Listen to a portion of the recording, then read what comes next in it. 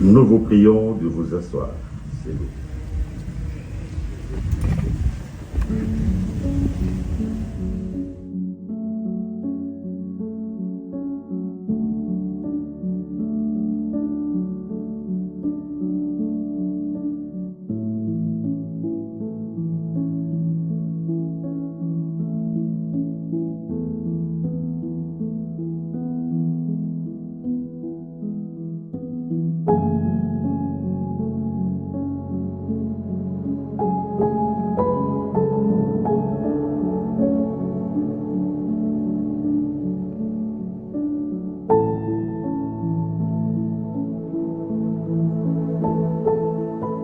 Mesdames et messieurs, mes très chers compatriotes,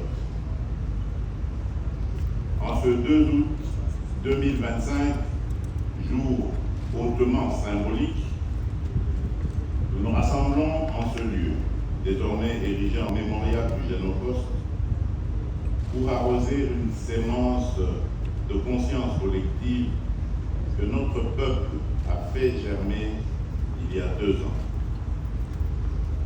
Nous sommes venus répondre à un triple appel. L'appel de la mémoire, l'appel de la dignité, l'appel de la justice.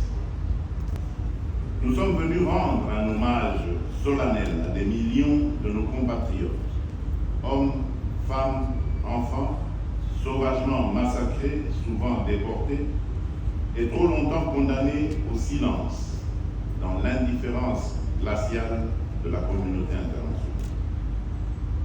Nous rendons également hommage à celles et ceux qui, au péril de leur vie, leur ont porté secours.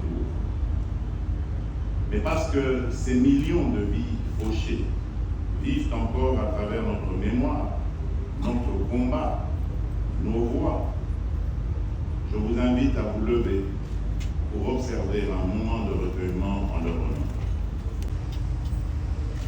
Je vous remercie.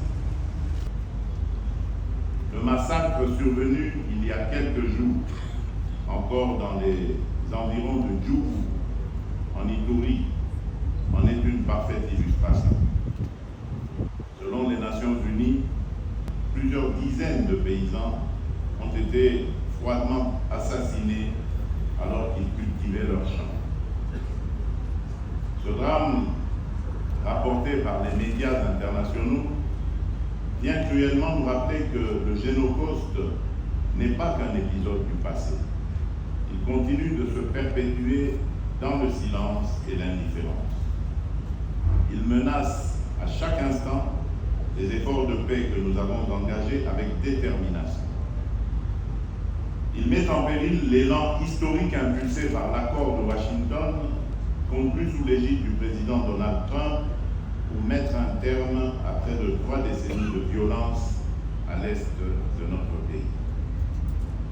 Cette réalité impose à tous, ici comme ailleurs, un sursaut de conscience. À la veille de l'installation d'une commission d'enquête indépendante sur les massacres perpétrés dans cette région, je lance un appel solennel à la communauté internationale. Elle a le devoir moral et politique de soutenir cette démarche essentielle pour rétablir la vérité, rendre justice aux victimes et jeter les fondements d'une paix durable fondée sur la mémoire et la responsabilité partagée. Et si le monde hésite encore à reconnaître cette tragédie pour ce qu'elle est, un génocide rampant, nous n'attendrons pas que d'autres valident notre douleur. Nous en sommes les premiers témoins, nous en serons les premiers artisans de justice.